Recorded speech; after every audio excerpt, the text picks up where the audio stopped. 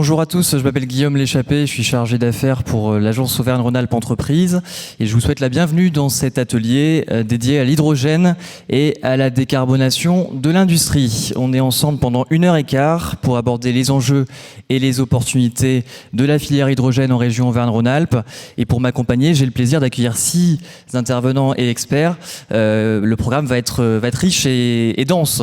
À commencer par le cabinet Naldeo, bureau d'études conseil et ingénierie, notamment spécialisé dans les enjeux de la transition écologique et énergétique.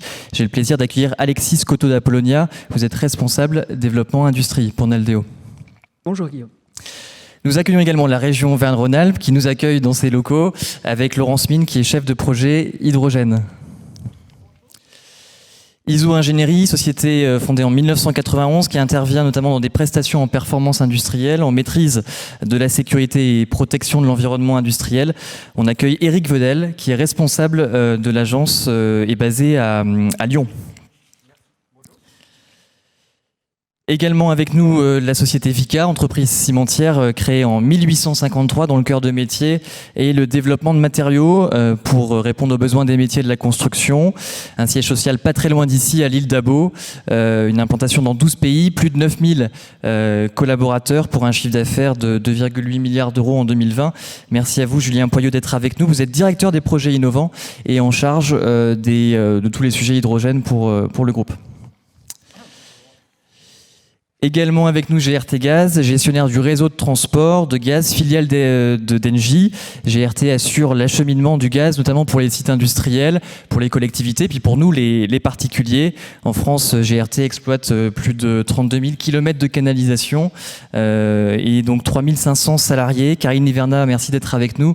Vous êtes l'adjointe au délégué territorial Rhône-Méditerranée qui couvre le quart sud-est de la France. Et enfin avec nous, le cabinet Activation créé en 2003 en région lyonnaise, dont le cœur de métier est la R&D de procédés de synthèse innovants, principalement par catalyse. Vous nous en parlerez tout à l'heure. Vous êtes donc, merci à Vivien Aurillon d'être avec nous. Vous êtes le président et le fondateur d'Activation. N'oubliez pas les micros quand vous prenez la parole. Alors au programme de l'atelier, donc plusieurs temps forts, on vous propose quelques éléments d'introduction sur l'hydrogène, ça nous semble utile. On fera également un zoom sur la dynamique de la filière en région et sur la stratégie de développement de la filière hydrogène à l'échelle Auvergne-Rhône-Alpine. Une partie un petit peu plus juridique avec les principaux enjeux réglementaires. Et puis sachez que nous consacrerons une bonne demi-heure à évoquer 3 cas d'entreprise avec GRT Gaz, Vicat et Activation que je viens de vous présenter brièvement. Enfin, vous pourrez poser toutes vos questions sur la dernière partie de cet atelier. Nos intervenants se feront un plaisir d'y répondre. Donc voilà, on a fait le tour de table et le programme que je viens de vous présenter. On va rentrer tout de suite dedans avec des éléments introductifs, quelques éléments descriptifs sur l'élément chimique hydrogène de symbole H. Alexis. Très bien, merci Guillaume. Donc mon rôle dans cette table ronde, c'est de vous donner des éléments de carte d'identité associés à l'hydrogène. L'hydrogène qui est d'abord un atome, le plus simple de la nature, un proton, un électron. Il est tout en haut à gauche dans le tableau périodique des éléments. Et s'il est en tant qu'atome extrêmement abondant sur Terre parce qu'associé dans plusieurs types de molécules, notamment dans l'eau et les hydrocarbures, sa forme moléculaire, le dihydrogène, dont on va parler dans la suite et qu'on appelle hydrogène par habitude, par abus de langage. Le dihydrogène, lui, il est assez rare à l'état naturel. Je ne connais qu'un seul site d'exploitation d'hydrogène naturel en Afrique, au Mali. Et on ne connaît ces sources-là que depuis quelques dizaines d'années seulement. Donc, qu'est-ce que ça veut dire ? Ça veut dire que si on a besoin de la molécule de dihydrogène, il faut la produire à partir des molécules qui contiennent des atomes d'hydrogène. Alors, ces propriétés de ce dihydrogène, qu'on appellera dans la suite hydrogène, ces propriétés, alors il a plusieurs caractéristiques assez particulières. La première, c'est qu'il est pas toxique, pas polluant, pas corrosif, inodore et incolore. Il est également très léger et très peu dense. C'est à la fois un avantage et un inconvénient. Un avantage parce que il se faufile, il est beaucoup plus rapide dans la diffusion dans les gaz que les autres gaz. Mais par contre, on va voir que ça a des inconvénients, notamment dans son transport et son stockage.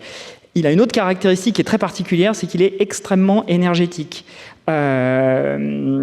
Brûler 1 kg d'hydrogène, ça produit 3 fois plus d'énergie que brûler 1 kg d'essence. Vous avez les pouvoirs calorifiques dans le petit tableau à droite. C'est assez spectaculaire. Et une autre caractéristique, c'est que sa combustion ne produit pas de gaz à effet de serre. Elle est donc non carbonée. Elle ne produit que de l'eau. Par contre, il a des inconvénients, c'est qu'il n'est pas facile à stocker. Il y a 2 façons de le faire. Soit on le liquéfie à température très très basse, moins 253 degrés. Hein, on peut le faire, mais ça prend pas mal d'énergie. Soit on le comprime à très haute pression avec des risques qui sont maîtrisables, mais qui existent quand même à 700 bars. Donc un gaz qui est pas très typique, pas très courant, mais qui a un potentiel de vecteur énergétique.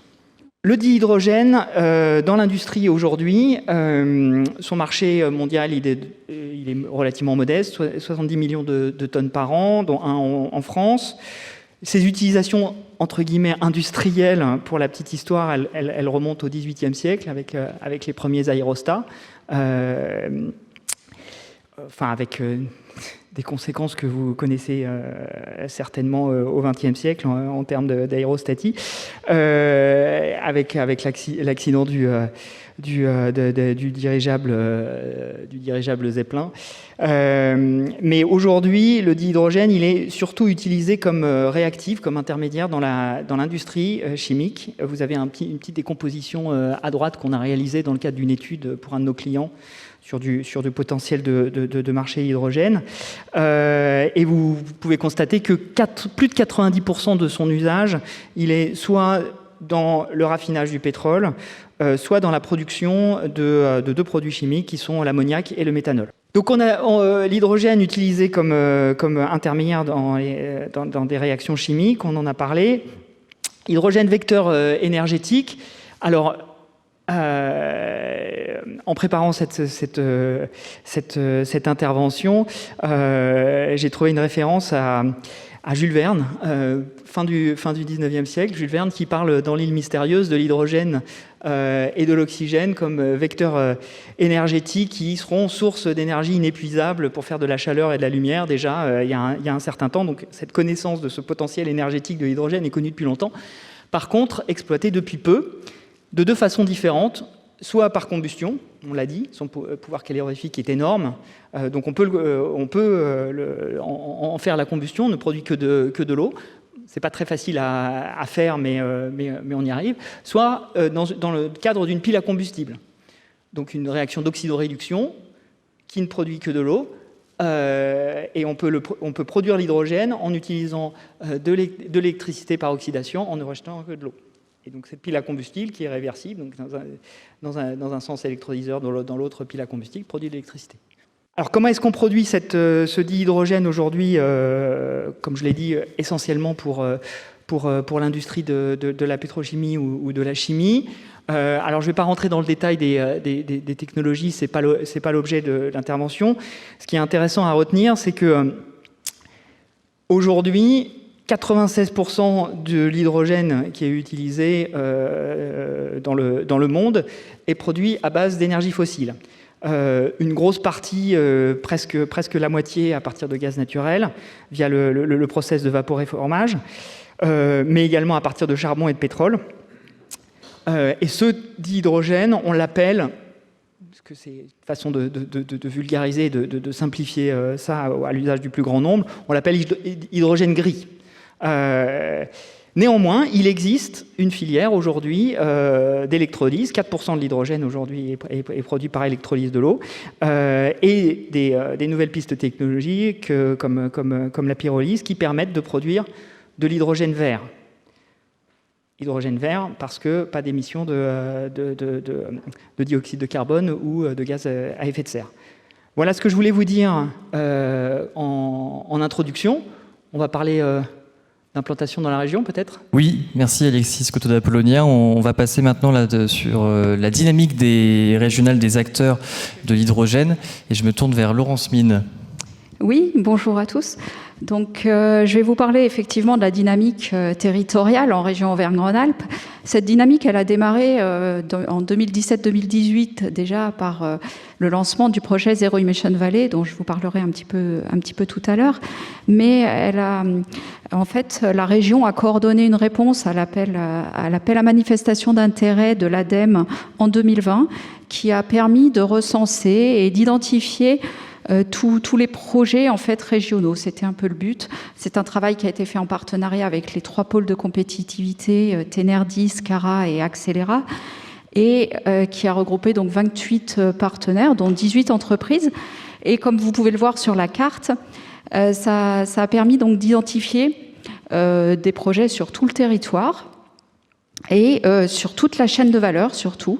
Donc, en partant de la production d'hydrogène décarboné et des projets industriels, sur le stockage et la distribution d'hydrogène, des projets de mobilité, en particulier le train avec la région qui a investi dans 3 rames de train sur la partie ouest de la région, autour de Clermont-Ferrand, sur les lignes qui circulent actuellement au diesel. La mobilité également sur la route, avec le projet ZEV en particulier. Des écosystèmes aéroportuaires, on en parlait tout à l'heure, avec le projet à l'aéroport Saint-Exupéry. Écosystèmes de montagne également, avec des projets de décarbonation des dameuses et de passage à l'hydrogène des dameuses, parce que les dameuses représentent en fait 75% des émissions de CO2 en zone de montagne. Et puis des projets de formation également, dont on reparlera tout à l'heure. Donc tous ces projets sur tout le territoire, on peut passer à la slide suivante, ont permis de décrire la feuille de route régionale et de faire voter en juillet 2020 la stratégie régionale hydrogène, qui est basée sur 4 axes. Le premier, c'est le développement du marché, donc qui est basé sur le déploiement des usages, avec la production d'hydrogène vert. Et on en parlera plus en détail dans la slide suivante. Le deuxième axe, c'est l'axe recherche, développement, innovation, qui est très soutenu par la région, qui en particulier, grâce à un partenariat avec le CEA, sur le financement de nouvelles technologies, sur l'électrolyse haute température, par exemple, pour réduire les coûts de production d'hydrogène, ou sur les piles à combustible. Le troisième axe, c'est l'axe formation, et parce que qui dit nouvelle filière impose de nouvelles compétences. Et du coup, l'idée, c'est pas de créer de nouvelles formations uniquement dédiées à l'hydrogène, mais de colorer les formations existantes sur tous les niveaux à l'hydrogène, donc en ajoutant cette compétence hydrogène. Et le dernier axe, c'est l'intensification des coopérations européennes. On est, avec notre délégation basée à Bruxelles, très impliqués dans les partenariats et les réseaux européens, co-leader du partenariat Hydrogen Valley, et en train de créer un pilier régional d'Hydrogène Europe au niveau des régions européennes. Il y a 50 régions européennes qui sont impliquées dans ce réseau. On souhaite également déployer un projet sur la SUERA, c'est la stratégie de l'Union européenne sur la région alpine, qui regroupe 7 pays, les 7 pays autour des Alpes. Voilà. On peut passer à la slide suivante, du coup. Voilà, donc... non. Voilà, pour vous détailler un petit peu le développement du marché donc, et des usages. Donc, il est basé sur la production d'hydrogène vert. Donc, le projet Zero Emission Valley, qui a démarré en 2018 et qui est cofinancé par l'Europe et l'ADEME, avait pour ambition de déployer 20 stations sur la région. Et au départ, il était prévu 14 électrolyseurs sur ces 20 stations. Aujourd'hui, on s'est rendu compte, pour des questions de coût et de rentabilité, qu'il serait plus pertinent de produire à 3 endroits, sur 3 gros bassins en fait. Donc pour atteindre un prix plus compétitif, de déployer 3 gros électrolyseurs, un sur l'Auvergne, un sur la vallée du Rhône et un sur les Alpes, sur le sillon alpin, pour obtenir donc ces coûts d'hydrogène plus compétitifs. Il y a des projets également de décarbonation de l'industrie, mais on en parlera juste après. Donc le projet ZEV, lui, avait pour ambition d'aider également à l'acquisition de véhicules, au départ plutôt véhicules utilitaires légers. Là, on se rend compte que, vu la disponibilité des véhicules, on est en train de faire évoluer sur de l'aide à l'acquisition de fourgons plutôt que de fourgonnettes, et voire même de véhicules lourds, donc plutôt des bus, des cars, des bennes ordures ménagères. Voilà. La région est actionnaire majoritaire de la société Impulsion, qui en fait a pour objectif d'installer ces 20 stations sur le territoire régional et de déployer la stratégie auprès des entreprises et des collectivités pour les aider à acquérir ces véhicules. Donc cette stratégie a été consolidée là, l'évolution vers la mobilité lourde, par un dépôt en fait à l'appel à projets écosystèmes territoriaux en septembre dernier. En fait, la région a coordonné ce dépôt de candidature à l'ADEME et le dossier a été présélectionné. Il est en cours d'instruction.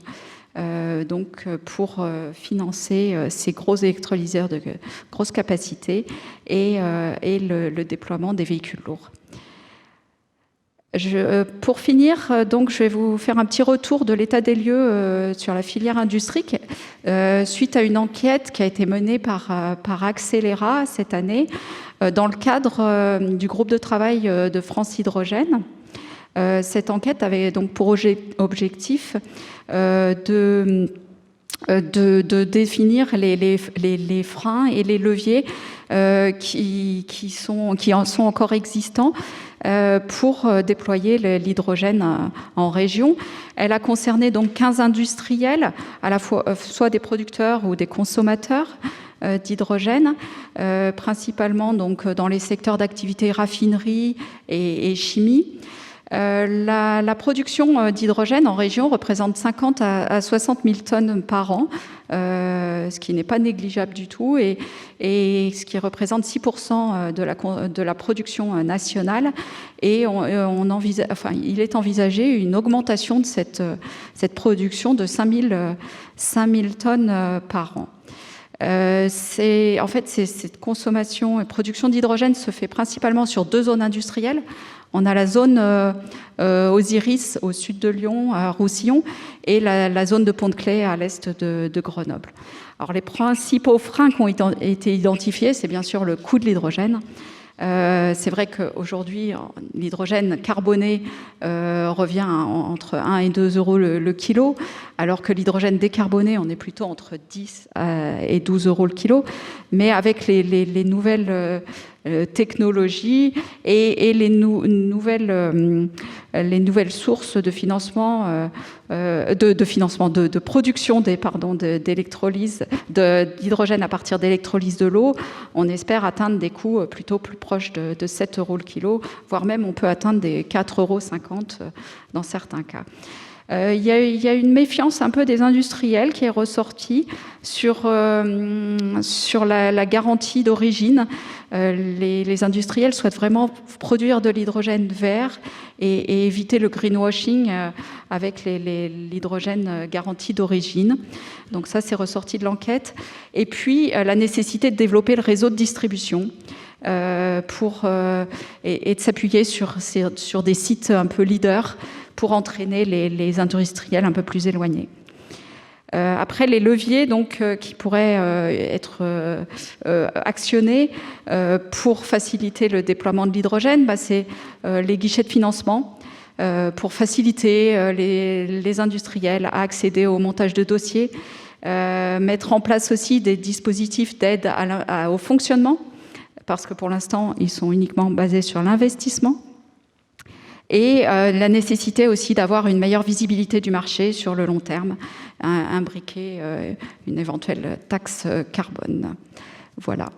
Merci Laurence Mine, chef de projet hydrogène à la région Auvergne-Rhône-Alpes. Je vous propose maintenant de passer une partie un petit peu technique, mais nécessaire sur les enjeux réglementaires de l'hydrogène. Je vous laisse la parole. Oui, je vous remercie.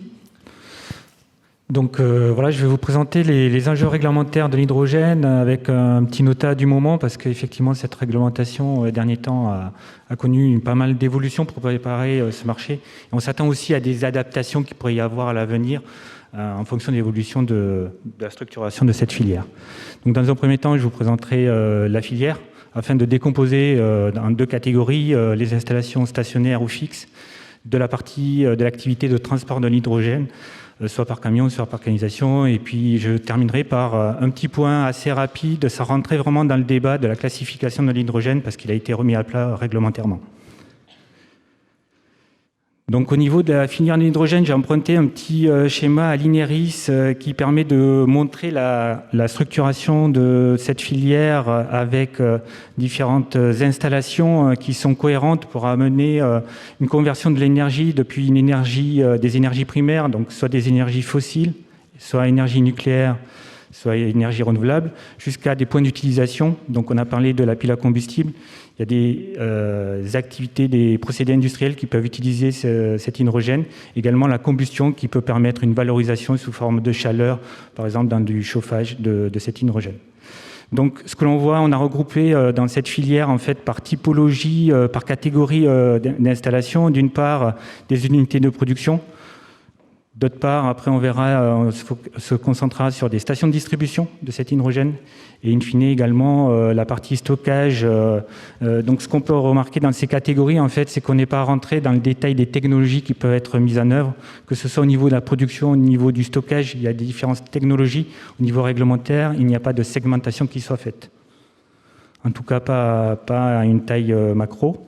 Quand on regarde dans un premier temps donc la partie station de distribution, on s'aperçoit qu'en fait on va être de façon quasi systématique soumis à déclaration, puisqu'on a un seuil qui est assez bas à 2 kg par jour pour la rubrique 14-16. L'enjeu du passage à l'échelle de la filière de l'hydrogène, ça va être effectivement d'avoir des stockages avec des trafics qui vont être de plus en plus exigeants sur ces installations de distribution, un passage au régime d'autorisation via le classement au-delà d'un seuil de 2000 kg en rubrique 47-15. Donc on aura soit dans un premier temps des installations de déclaration, soit dans un deuxième temps avec le passage à l'échelle des installations qui seront soumises à autorisation. Donc l'objectif de cette présentation, c'est de balayer par typologie d'installation et de regarder un petit peu quels sont les enjeux. Alors on l'a balayé d'une part sur quelles sont les études qui vont être amenées à faire, d'autre part quels sont les délais de la tâche d'obtention de l'arrêté préfectoral. Donc quand on va être sur une installation de type déclaration, c'est relativement simple avec un dossier qui est assez court en termes de rédaction sur la vision bureau d'études et sur la partie administrative pure instruction, en fait c'est immédiat puisqu'on bénéficie du téléservice. Quand on va passer sur le régime de l'autorisation, là on va avoir des études un peu plus complexes qui sont une étude d'impact et une étude de danger à faire. C'est des études qui nécessitent du temps pour un bureau d'études, donc on l'a estimé à environ 3 mois. Sur la partie instruction, là, il y a un temps qui est vraiment à prendre en compte par le porteur du projet, puisqu'on va être... Nous, on est parti sur un délai de 12 mois, qui nous semble plus réaliste afin de prendre en compte les échanges qu'il y a avec l'administration. Ça nous amène sur la tâche procédure administrative un délai global de 15 mois. Donc c'est des choses qui sont vraiment à prendre en compte au niveau du timing du porteur du projet lié à ce passage à l'échelle. Un petit nota par rapport à l'absence de régime d'enregistrement sur ce type d'activité, aussi appelé autorisation simplifiée. Pour l'instant, c'est des choses que l'on a sur les stations-service traditionnelles qu'on ne retrouve pas sur ce type d'installation. Concernant l'activité de production, elle est systématiquement soumise au seuil à autorisation sur la rubrique 3420, puisque l'hydrogène est nommément désigné dans cette rubrique. Je vais passer sur la petite subtilité concernant la notion de fabrication industrielle. On peut en parler en aparté, et puis je pense qu'il y a peut-être Activation qui fera une allusion puisqu'ils ont été soumis à cette spécificité. Mais on est sur une activité qui va être systématiquement autorisation, et c'est une rubrique 3000 qui est soumise à la directive IED. C'est un point qui est notable et qu'il faut vraiment prendre en compte dans la construction de l'obtention de l'arrêté préfectoral. Donc, en termes de contenu du dossier, puisqu'on va être sur un dossier de demande d'autorisation, on aura une étude d'impact. Et là, comme on est soumis à la directive IED, du fait du classement en rubrique 3000, on va devoir, d'une part, prendre en compte les meilleures techniques disponibles, faire également un rapport de base. Et ce qui est important, effectivement, dans les meilleures techniques disponibles, c'est de noter qu'aujourd'hui, il n'y a pas de référentiel disponible. Donc, on est sur une carence réglementaire à ce jour concernant ce type d'études. On a également le besoin de faire une étude de danger et éventuellement, alors là je l'ai mis dans les spécificités puisqu'on peut être amené à basculer en statut Céveso, c'est le besoin de faire un dossier de servitude dans le cas où on serait amené à avoir des effets à l'extérieur du site. Mais on fera le maximum pour que ça reste confiné à l'intérieur du site. Voilà, et on est sur des délais globaux de la tâche administrative, construction des études plus instruction de l'ordre de 15 mois. Sur la partie stockage, alors c'est une activité qui est uniquement classée en 4715 et qui, dont le régime ICPE va vraiment être fonction de la quantité stockée sur le site. Là, ce qui est important de noter, c'est effectivement, on peut être amené à aller jusqu'à des seuils, des installations qui vont être soumises à Céveso, seuil bas, voire seuil haut. Donc en termes d'enjeux sur le contenu des études et la phase d'instruction, alors on revient sur un dossier de demande d'autorisation qui va être avec une étude d'impact, une étude de danger. Ce qui est important de noter, c'est que par rapport à une partie production, si on est sur du stockage pur, là on n'est plus soumis à la directive IED, donc on n'a plus la nécessité de se comparer aux meilleures techniques disponibles.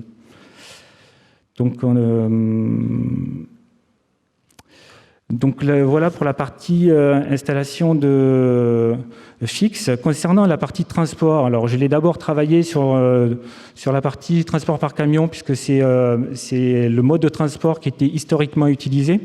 Donc on transportait sous forme de bouteilles à des pressions de 200 à 220 bars, bouteilles cylindriques en acier. Donc ce qui a déjà été évoqué effectivement, c'est que l'hydrogène étant un gaz très peu dense, on s'aperçoit que l'inconvénient de ce type de stockage, c'est vraiment d'avoir un très faible rapport gravimétrique, c'est-à-dire un poids d'hydrogène transporté faible par rapport au poids du contenant.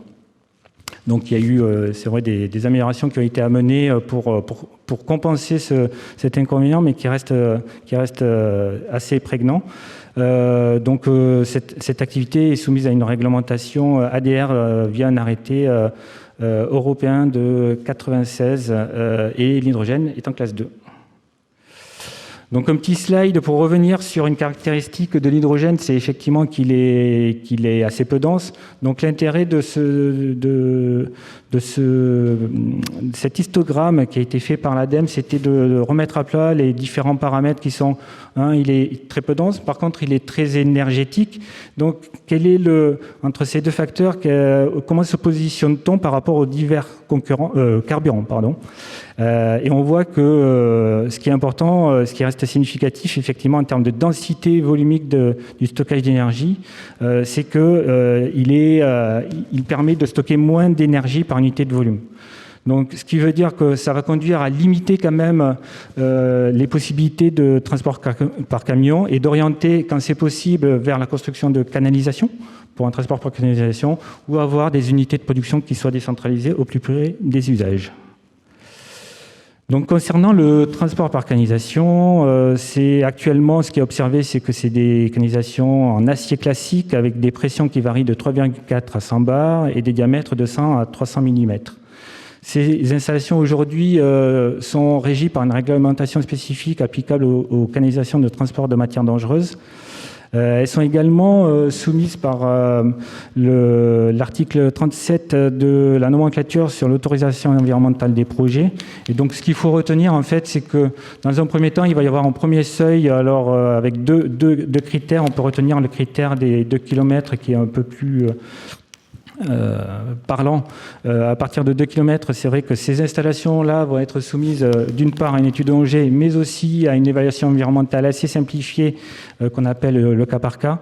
Dans un deuxième temps, avec le franchissement de deuxième seuil et quand on va avoir des canalisations plus longues, notamment à partir de 40 km, il faut voir également la surface extérieure, ça peut être un paramètre un critère qui est impactant, mais on va être sur une installation qui va nécessiter de faire une étude d'ONG et d'avoir une évaluation environnementale par étude d'impact et surtout le passage en enquête publique. Donc c'est cette enquête publique qui va attirer l'attention et qui va poser des difficultés par rapport à ce type d'installation. Donc, je termine par un petit point sur la classification de l'hydrogène, qui a été mise à plat réglementairement par une ordonnance assez récente du 17 février 2021. Donc, elle arrête, en tout cas, au niveau réglementaire, la classification par couleur. Maintenant, on est par typologie avec 3 dénominations, de l'hydrogène carboné, de l'hydrogène bas carbone et de l'hydrogène renouvelable. Ce qu'il faut garder en tête par rapport à cette classification, c'est que d'une part, elle est très spécifique par rapport à quelle est l'énergie primaire qui est utilisée pour produire cet hydrogène.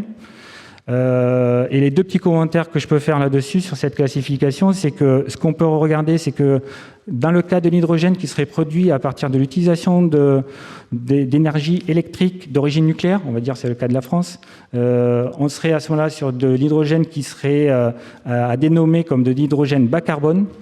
Et puis, les 2 catégories d'hydrogène renouvelable et hydrogène bas carbone sont séparées de l'hydrogène carboné par un seuil. Aujourd'hui, ce seuil n'est pas communiqué, il reste à définir. Et on peut s'attendre en fait qu'il y ait une phase d'observation de l'évolution du marché avant que ce seuil soit défini pour le positionner au plus juste et pour pouvoir réguler la filière ultérieurement. Voilà, je vous remercie de votre attention. Je laisse la parole au témoignage. Merci Eric Vedel, je vais récupérer la petite zapette pour votre intervention et puis pour avoir résumé en 10 minutes les principaux enjeux réglementaires, c'est pas évident. Passons maintenant en effet au témoignage d'entreprise et je me tourne vers Vika où on va pouvoir évoquer notamment le modèle Vika de production et d'usage d'hydrogène en cimenterie. Merci, bonjour à toutes et tous. Donc Julien Poyot, je suis directeur des projets innovants chez Vika. Alors avant de passer directement sur l'hydrogène, je vais vous commencer par faire une mise en perspective de pourquoi l'hydrogène. Alors Vika, on est une entreprise internationale, c'est 2 tiers de l'activité à l'étranger, mais c'est aussi une entreprise française qui est basée en Isère.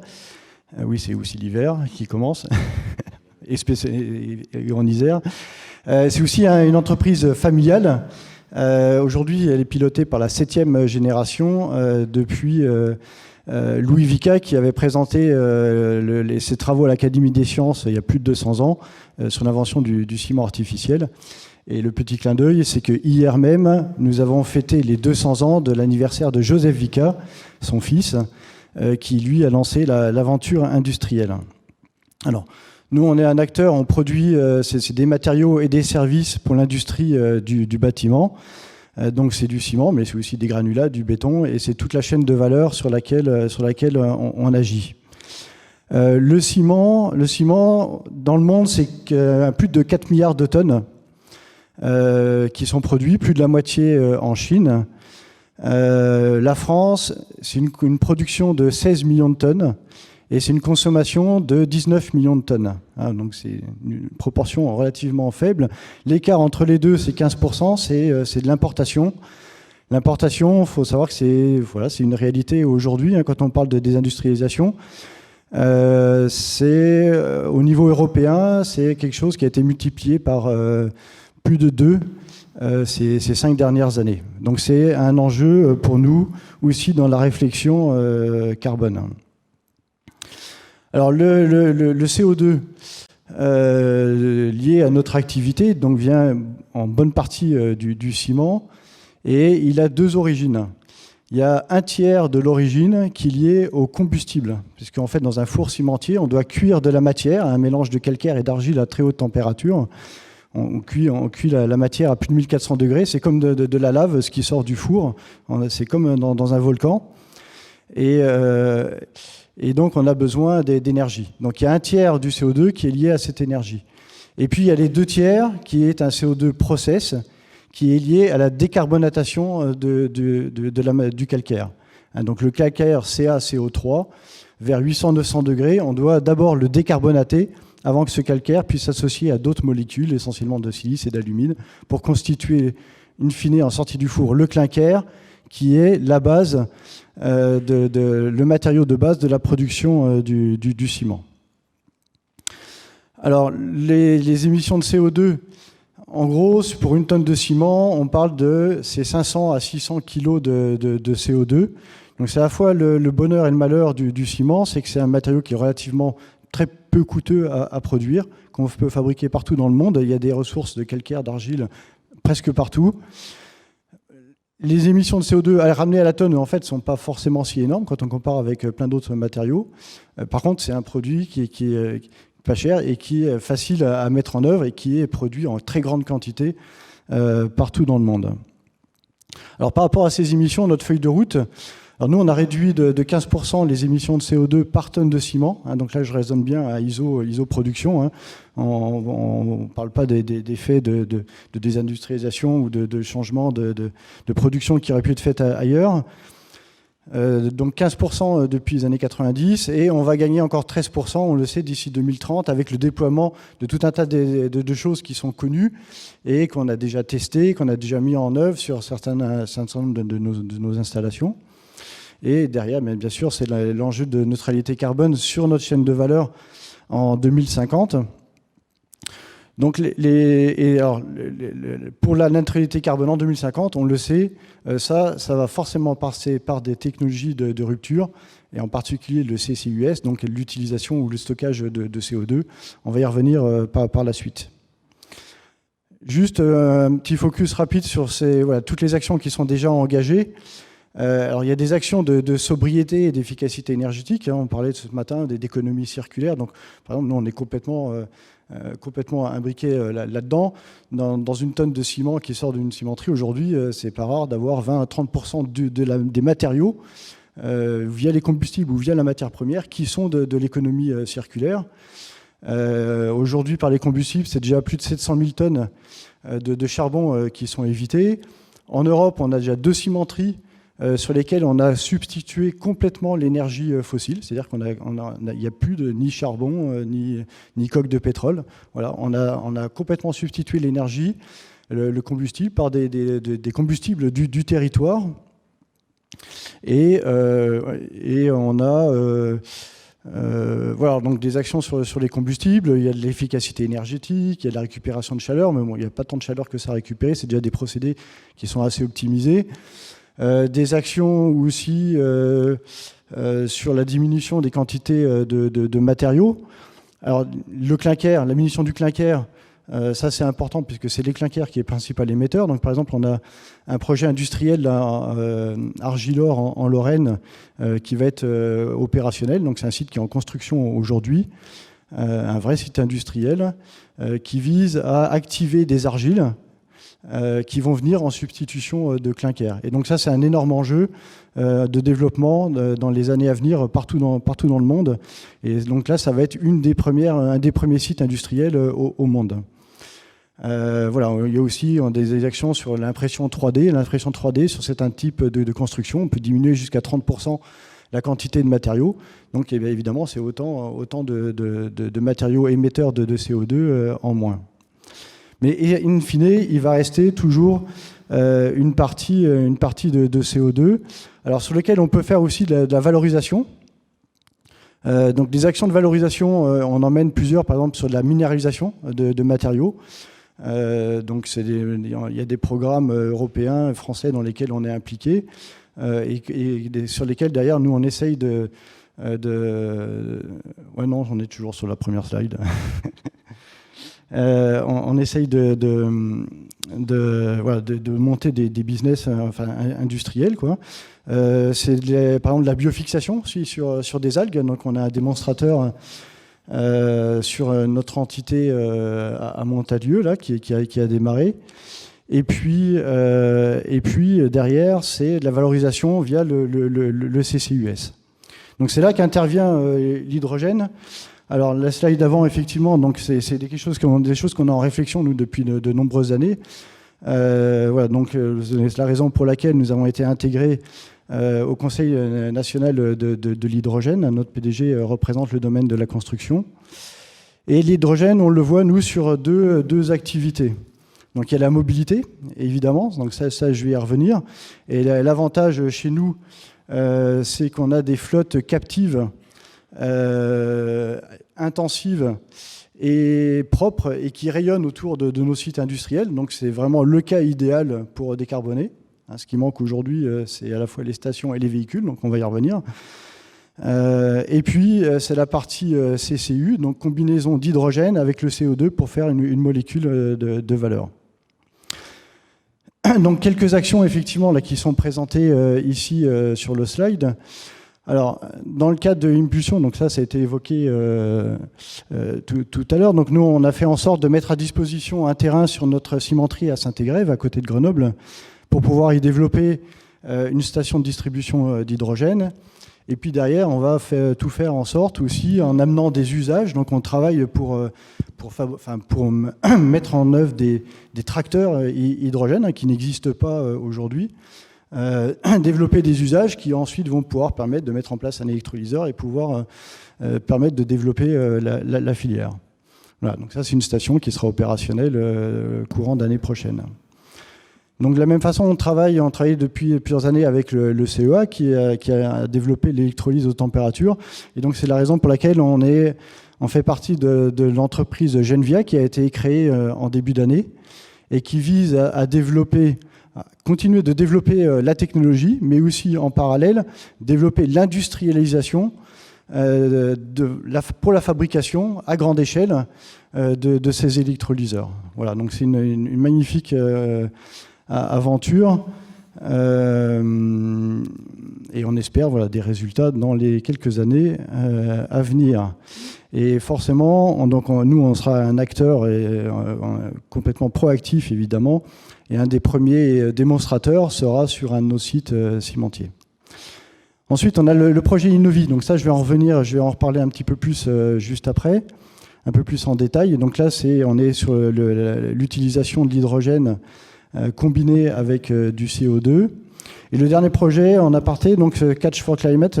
Donc ça, c'est un démonstrateur qu'on mène avec 3 autres cimentiers européens qui vise à mettre en œuvre une cimenterie, on va dire, d'un nouveau type. On parlait ce matin d'oxycombustion. L'idée là ici, c'est d'amener dans le four non pas de l'air mais de l'oxygène pur pour pouvoir ensuite, à la sortie de la cimenterie, avoir un CO2 concentré à plus de 90% et qui sera du coup beaucoup plus facile et avec une moindre énergie à capter et à récupérer. Et on revient sur le focus là sur le projet Innovi peut-être. Oui, donc le projet Innovi. Donc là, c'est un projet donc c'est un projet qu'on mène sur la cimenterie de Montalieu, donc qui vise à décarboner 40% de cette cimenterie, qu'on mène en partenariat avec Inamix, qui est la filiale hydrogène d'EDF, et qu'on a présenté à l'IPCEI, donc l'IPCEI hydrogène. Donc l'IPCEI, c'est un cadre européen de financement de projets, donc c'est des projets importants d'importance communautaire, enfin non, je me mélange, projet d'importance communautaire européenne. Voilà, donc là il s'agit de développer 330 mégawatts d'électrolyse, alors alimenté sur le mixte réseau, donc pour fournir un hydrogène, alors en fait bas carbone, une électricité bas carbone pour un hydrogène bas carbone, ça combiné avec les CO2 captés à la cimenterie et fabriqué derrière 200 000 tonnes de méthanol. Voilà, donc l'enjeu du projet, ça va être un enjeu industriel, donc d'avoir le maximum de synergie dans le projet. Donc, par exemple, une chose évidente, ça va être la valorisation de l'oxygène en lien avec des projets d'oxycombustion. Mais il y a aussi des synergies sur l'énergie, sur l'eau, on en parlait aussi ce matin. Et ça va être surtout d'offrir une solution industrielle pour d'autres acteurs et pas seulement des acteurs cimentiers. Le slide suivant, voilà. Voilà. Donc les enjeux ici, alors c'est de combiner effectivement la molécule de CO2 avec l'hydrogène. C'est aussi d'éviter une chaîne carbonée avec des extractions de molécules de carbone à l'autre bout du monde. Donc in fine, c'est 500 000 tonnes de CO2 évitées via le projet.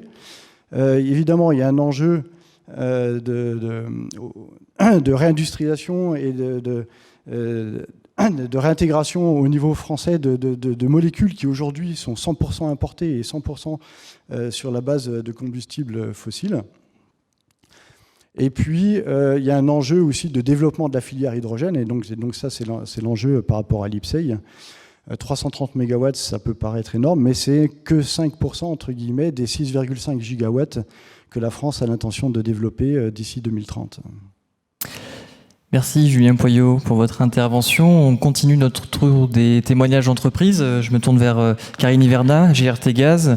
On va pouvoir évoquer notamment la vision et l'ambition du groupe en matière d'hydrogène, mais peut-être quelques éléments de présentation sur GRT. Bonjour, merci Guillaume. Oui, donc Karine Hiverna, moi je travaille au sein de GRT Gaz, le gestionnaire de réseau de transport gaz, et plus particulièrement au sein de l'équipe en charge des affaires publiques. Alors, effectivement, je voulais vous faire une petite présentation assez rapide. Je ne vais pas vous commenter tous les chiffres, simplement pour expliquer qui est GRT Gaz. Donc, nous sommes l'un des 2 transporteurs de gaz sur le territoire national, le second étant Teréga, qui opère sur le quart sud-ouest. Et donc, généralement, on nous représente ou on nous symbolise un peu comme les autoroutes du gaz. Hein, vous le voyez, c'est cette artère qui couvre les 3/4 du territoire. Nous exploitons et nous opérons un réseau de plus de 33 000 km de canalisation, dont à peu près 4 000 en région Auvergne-Rhône-Alpes.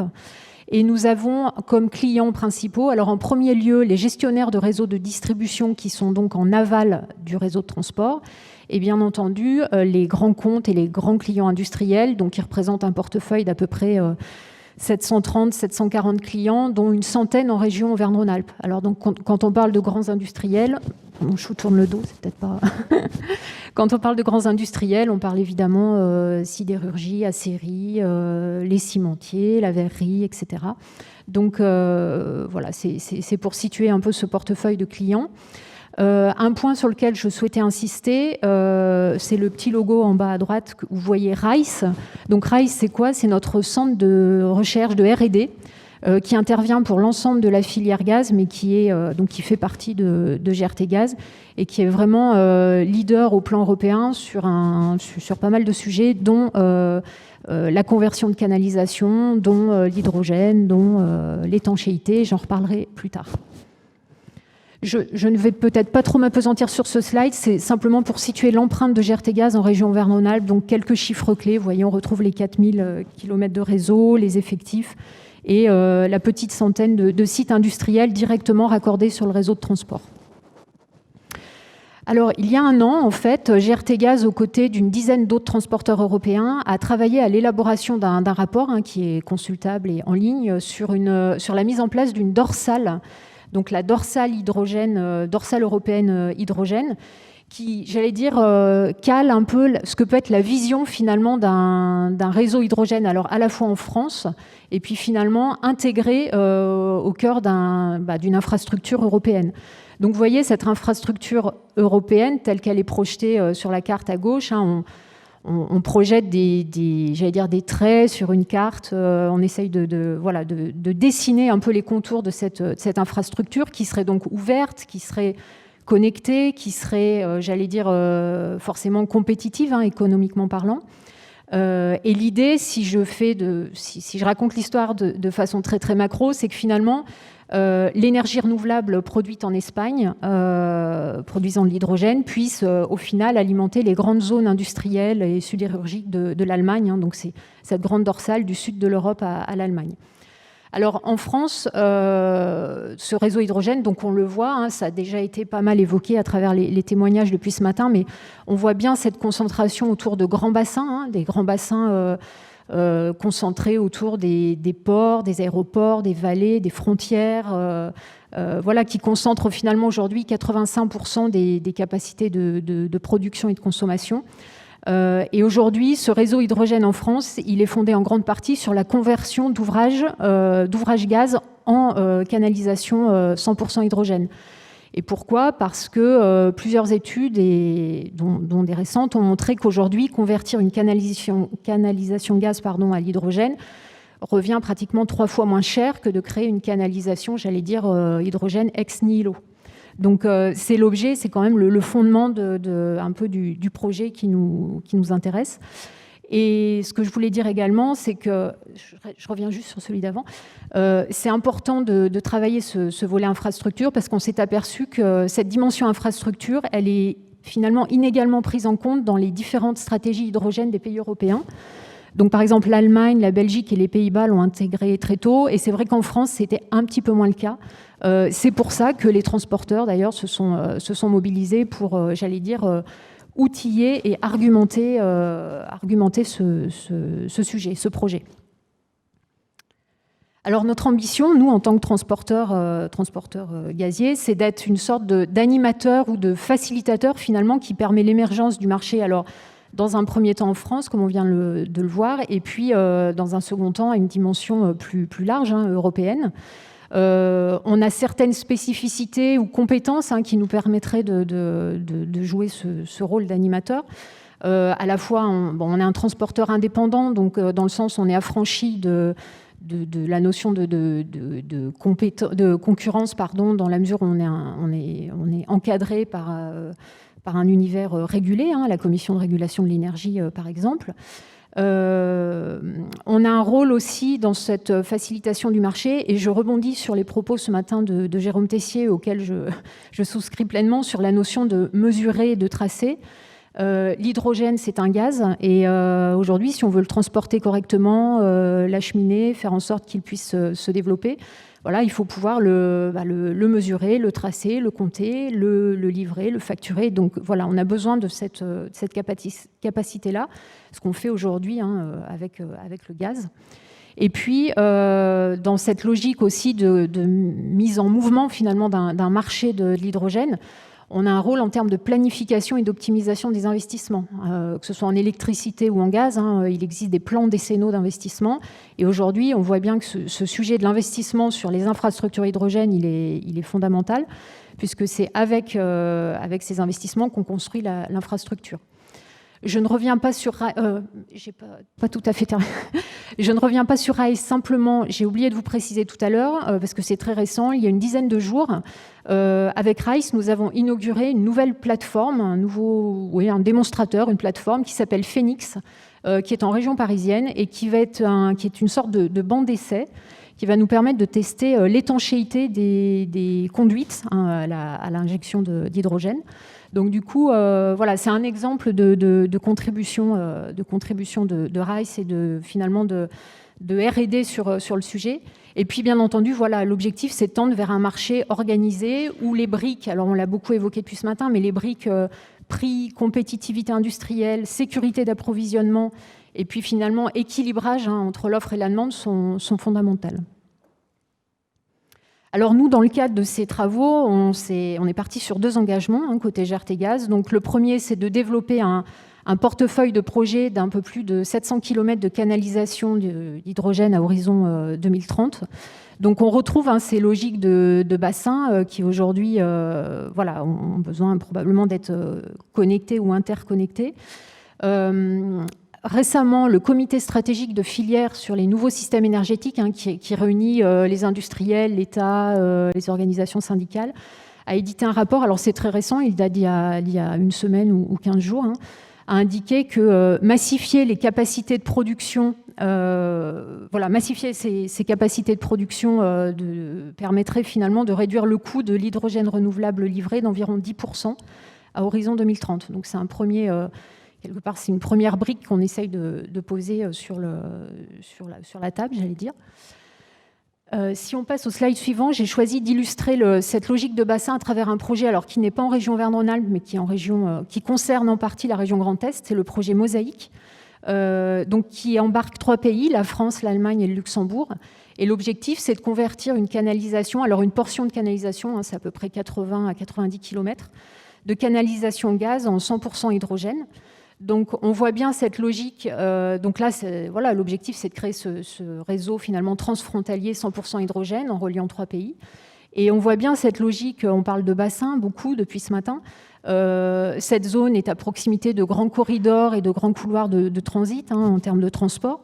Donc il peut y avoir derrière l'idée de développer des stations d'approvisionnement en hydrogène qui seraient reliées, en termes de mobilité par exemple, qui seraient reliées entre elles par des réseaux. Et puis, on le sait, c'est un bassin où l'activité sidérurgique est importante et aujourd'hui, utiliser l'hydrogène pour décarboner cette production, ça en fait aussi un facteur de compétitivité pour l'industrie concernée. Alors, deuxième engagement, donc voilà, développer un portefeuille de projets. Et puis, deuxième engagement fort, c'est dialoguer avec toutes les parties prenantes pour adapter en permanence les projets aux attentes. Alors, c'est tout le sens d'une consultation que nous avons lancée, c'est assez récent, au printemps 2021, notamment avec Terega, notre confrère, pour, j'allais dire, enquêter, consulter toutes les parties prenantes, voilà, quelles sont leurs attentes, quelles sont leurs visions d'un marché de l'hydrogène. Donc, vous voyez, on l'a lancé en juin. Il y a eu 2 ateliers territoriaux pour, j'allais dire, débriefer de cette consultation, dont un qui s'est déroulé récemment à Fos. Et nous allons prochainement publier les conclusions de cette enquête. Mais si je devais la résumer, je dirais qu'aujourd'hui, on a 60%. Alors, on a un peu plus de 130 industriels qui ont répondu, donc c'est quand même assez. Alors, industriels, collectivités, aussi des syndicats en charge de la mobilité. Donc, le panel était assez diversifié, mais la grande majorité était des industriels. Et aujourd'hui, ce qu'on peut dire, c'est qu'on a 60% des répondants industriels qui, d'abord, ont parfaitement identifié l'hydrogène comme un levier de décarbonation de leur process, donc c'est quand même avéré. Et de façon quasi unanime, à 95%, l'intérêt stratégique d'avoir une infrastructure de transport et de stockage de l'hydrogène dans des conditions finalement de qualité et de sécurité comparables à celui du gaz. Donc ça, c'est vraiment un point assez fondamental qui est ressorti de cette consultation. Et voilà, elle aura vocation à se répéter par cycle, probablement consultation annuelle ou bisannuelle. Donc voilà, moi ce que je pouvais vous dire en conclusion, c'est que nous sommes convaincus que l'hydrogène a un rôle crucial dans la décarbonation des activités industrielles à un coût abordable. La notion de coût, depuis ce matin, on en parle beaucoup. Mais la condition, c'est évidemment d'avoir un réseau qui soit en capacité de transporter et de stocker de grandes quantités d'hydrogène en reliant des sites de production et de consommation à des échelons à la fois régionaux, Laurence Mille l'a expliqué tout à l'heure, nationaux et puis européens pour mettre en place ce marché de l'hydrogène. Merci Karine Hiverna, GRT Gaz. Je vous propose de clôturer cette session de témoignage par activation pour évoquer notamment les enjeux de l'hydrogène par électrolyse. Vivien Henrion. Bonjour, merci beaucoup pour l'invitation à participer aujourd'hui à cette journée passionnante.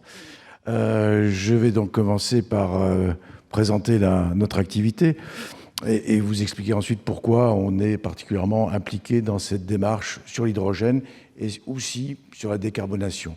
Donc, Activation, nous sommes une société de recherche et de développement dans le domaine de la chimie fine. Notre cœur de métier aujourd'hui, c'est de passer en fait à l'échelle les procédés de chimie jusqu'au stade d'industrialisation. Donc on est dans une région aujourd'hui qui est qui a une histoire forte dans le domaine de la chimie et de la production. Alors nos défis aujourd'hui sont bien sûr des défis environnementaux en particulier et de recyclage. Donc je vais citer un petit peu ces éléments et ces activités qui sont pour nous stratégiques. La première des choses, bien sûr, en termes de développement, va être de s'appuyer sur la compréhension de la chimie pour concevoir l'outil, la technologie et aussi les matières premières que l'on utilisera, dont l'hydrogène, là, va être utilisé, lui, en tant que réactif. Donc logiquement, je n'avais pas tout à fait fini, pardon. Logiquement, nos activités stratégiques se déclinent en 3 axes. Un qui est la recherche de voies de synthèse, comment on va transformer de la matière pour aller au produit que l'on souhaite. La deuxième chose, donc tout ça c'est des paramètres réactionnels, la deuxième chose, ça va être centré sur sommes-nous capables de déconstruire la matière, et ça va s'appliquer aux matériaux, en particulier les polymères, pour revenir aux monomères, donc à la brique élémentaire, pour pouvoir recycler cette quantité de carbone qui est disponible dans ces polymères aujourd'hui, qui constituent dans beaucoup de cas des déchets en fait ultimes. Donc on a une quantité de carbone là qui est perdue de manière assez significative. Donc si on sait construire et on sait déconstruire, c'est une bonne nouvelle. Et derrière, on va développer ensuite la techno, donc tout ce qui est conception, réalisation et automatisation des démonstrateurs intégrés. Donc l'objectif global, c'est celui que je présentais, c'est de réfléchir à notre réduction de l'empreinte environnementale, puisque l'enjeu est bien de finalement localiser, relocaliser peut-être certaines productions, mais aussi les localiser et accepter que nos unités de production dans le domaine de la chimie ou du recyclage puissent être localisées au bout de notre jardin, c'est-à-dire que ce soit sociétalement acceptable et accepté. Sinon, économiquement, on ne pourra pas le faire. On va passer à la suite, s'il vous plaît. Merci. Donc, quelques chiffres et dates clés. En 2017, on a ouvert un site dédié justement à cette halle technologique. Alors, cette halle technologique nous permet d'utiliser et de développer des outils, surtout en continu, dans l'optique de récupérer, en particulier la chaleur. On a parlé de chaleur fatale. Donc, en général, pour la transformation en chimie, on a besoin d'énergie.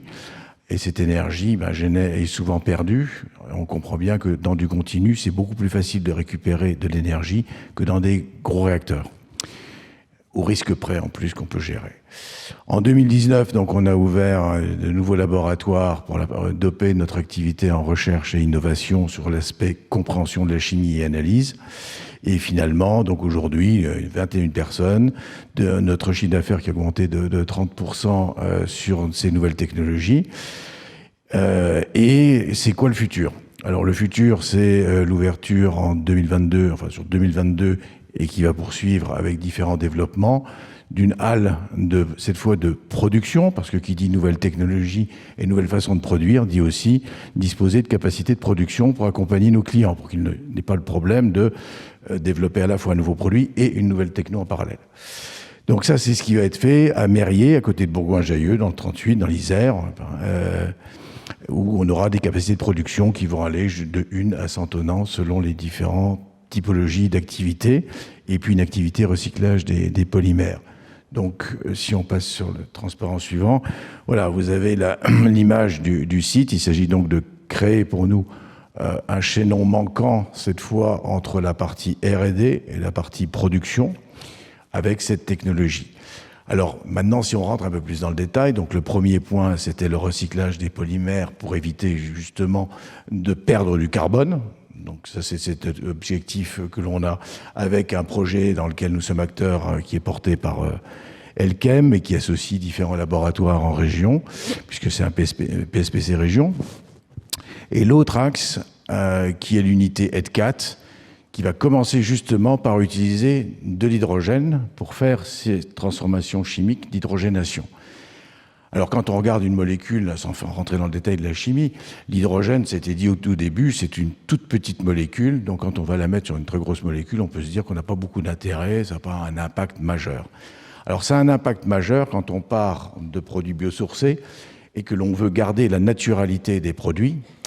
Et là, on va parler aussi, rejoindre le point économique de ce que l'on va mettre en œuvre, c'est-à-dire qu'on comprend que globalement, si on a un hydrogène vert qui va se mettre sur une molécule biosourcée, notre empreinte environnementale et carbone dans la molécule, en particulier pour la cosmétique, mais ça pourrait être pour d'autres applications, va avoir un vrai sens. Et on peut accepter d'avoir un prix plus élevé qui permet de, entre guillemets, s'offrir cet hydrogène vert. Alors, ça ne veut pas dire que c'est gagné à chaque fois, hein. Donc, on a un premier point qui est l'unité d'électrolyse pour avoir cet hydrogène vert, puisque la classification a été très bien présentée précédemment. Donc, pour avoir cet hydrogène vert, il s'agit effectivement qu'on puisse avoir accès à l'électricité, donc soit par panneau photovoltaïque, soit par de l'hydrogène qui serait d'origine nucléaire. On est d'accord sur ce genre de choses, il faut se dire les choses. Donc pour notre objectif, nous, ce sera de mettre des panneaux photovoltaïques, en l'occurrence. Et puis, souvent, on utilise des excès de réactifs. Et notre autre point, ça va être de ne pas perdre cet hydrogène précieux qu'on va générer de cette façon-là, en utilisant un système de recyclage et de s'assurer qu'aux bornes du site, industriel, on n'ait pas de rejet d'hydrogène et qu'il soit entièrement recyclé, puisqu'il va nous coûter de l'énergie, justement. Donc ce projet-là est le projet Mérier, qui a été soutenu par le plan France Relance et qui va nous permettre de donner toute sa dimension à ce projet. Transparent suivant. Donc nos enjeux, vous l'avez compris pour nous, sont bien sûr une production locale, puisqu'on ne va pas être des gros consommateurs d'hydrogène vert dans un premier temps. Donc cette unité localisée nous permet d'éviter le problème de transport. Alors, ça avait été précisé par Eric tout à l'heure. En fait, 1 kilo d'hydrogène, c'est 100 kilos d'acier qui se promènent sur la route. On comprend que si on a une rotation et une consommation importante, on a un vrai enjeu là-dessus.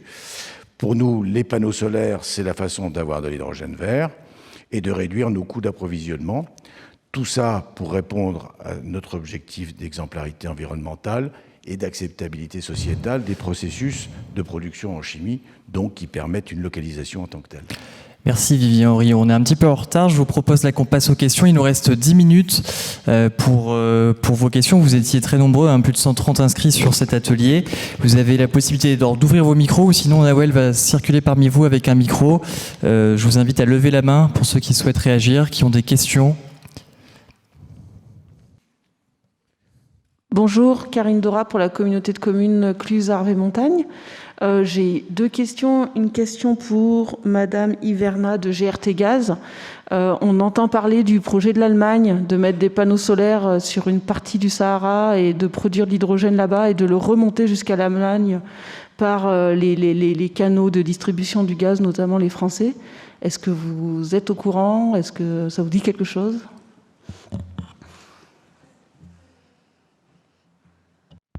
Très honnêtement, non. Mais je peux me renseigner et revenir vers vous sans problème. C'est surtout positionnez-vous parce que vous allez pouvoir... ils vont avoir besoin de vous pour remonter leur hydrogène. En fait, quand ils vont traverser la France, ils vont certainement utiliser vos réseaux. Oui, probablement. Et puis j'avais une autre question par rapport au déploiement de la filière. On a sur le Auvergne-Rhône-Alpes, c'est une filière où la mécanique est très développée. Et puis actuellement, on voit que sur ce qui est développé, si je prends l'exemple des stations hydrogène, on trouve très peu de pièces mécaniques, voire zéro, qui sont fabriquées en France. Si je prends l'exemple d'une station HRS ou d'une station Attaway, avec une grosse problématique sur le compresseur hydrogène qui coûte très cher et que tant qu'il coûte ça, c'est difficile de diminuer les coûts. Est-ce qu'il y a des initiatives qui se développent pour essayer que la filière hydrogène soit aussi au niveau de la mécanique ancrée à une échelle locale et en plus pour aider cette filière mécanique qui est actuellement en recherche de diversification compte tenu de la crise automobile? Qui souhaite prendre la parole pour... J'ai pas non plus trop d'éléments de réponse. C'est vrai qu'on a favorisé dans la société Impulsion un groupement d'achat pour les fournisseurs de stations avec des fournisseurs français, McPhy, Attaway, HRS. Maintenant, c'est vrai que sur les pièces mécaniques, j'ai pas vraiment d'éléments de réponse sur leur provenance.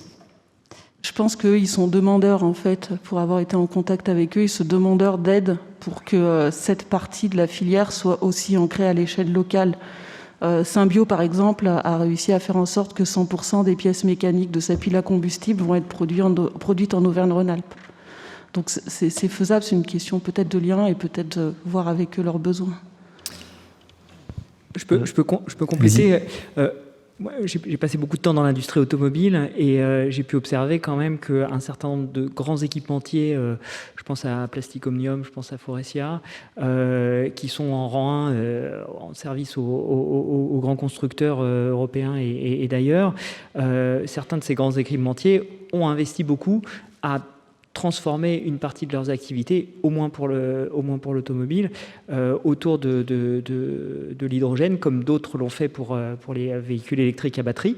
Et j'imagine bien qu'une fois que cette problématique d'œuf-poule se résout petit à petit avec les premiers investissements, l'effet de traction avec leurs fournisseurs de rang 2 et de rang 3 qui sont les entreprises, entre autres, que vous avez citées, va s'enclencher. On l'observe très bien, par exemple, en termes de décarbonation. C'est une observation que je fais. Beaucoup de petites entreprises industrielles qui sont rang 2, rang 3 de l'industrie automobile reçoivent des injonctions plus ou moins sympathiques à construire des plans de décarbonation pour pouvoir répondre aux exigences plus fortes des grands donneurs d'ordre que sont les constructeurs automobiles.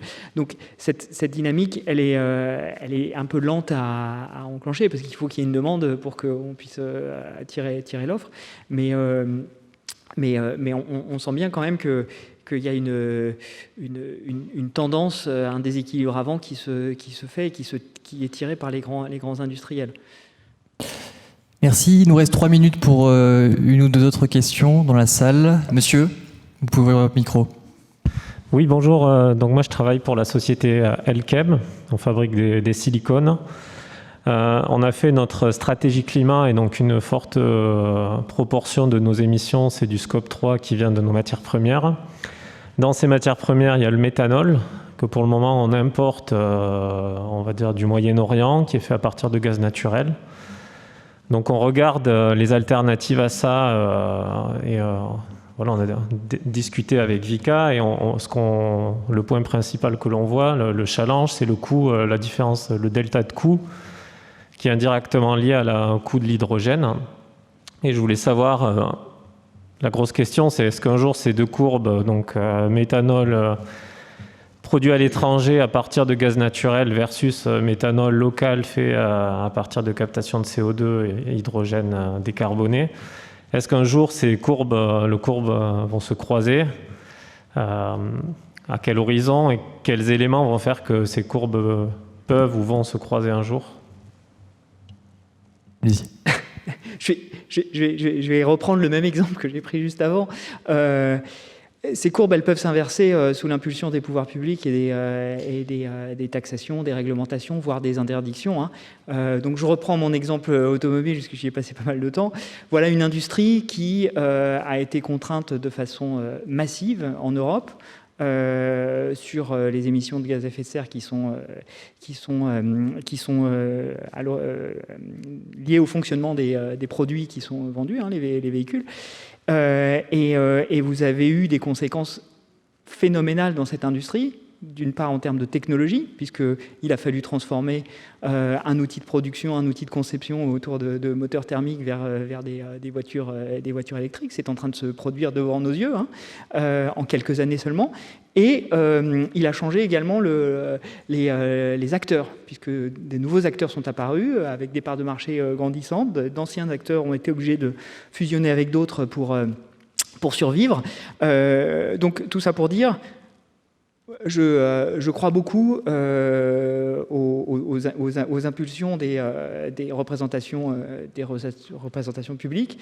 Au niveau européen, le fait on a parlé de taxonomie européenne ce matin, on a parlé de tout un tas de signes qui vont vers l'encouragement. Peut-être que demain, après l'encouragement, il y aura des pénalités, il y aura des taxations plus fortes, parce que pour accompagner, forcer le marché dans cette direction-là et accompagner le développement des technologies, avec plein d'exemples positifs qui montrent que ces courbes peuvent s'inverser. J'en ai cité un, mais la question du photovoltaïque aussi est intéressante. Quand vous voyez le prix du kilowattheure, l'évolution du prix du kilowattheure photovoltaïque sur les 30 dernières années, on s'aperçoit qu'on arrive à faire des miracles quand on est motivé. Donc moi j'y crois à l'inversion de ces courbes, mais elle sera multifactorielle. Des réglementations, des contraintes qui sont celles des représentations publiques, et puis l'évolution des technologies qui fait qu'on gagne en efficacité, en rentabilité. Bon, très bien. Merci à tous. Nous arrivons au terme de notre atelier sur l'hydrogène. Merci à tous nos intervenants pour vos contributions, pour la préparation de cet atelier.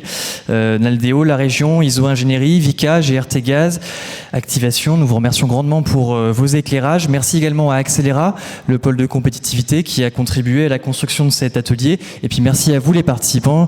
Je signale que vous étiez les plus nombreux en termes d'inscrits parmi les 8 ateliers proposés tout au long de cette journée Énergie pour l'industrie.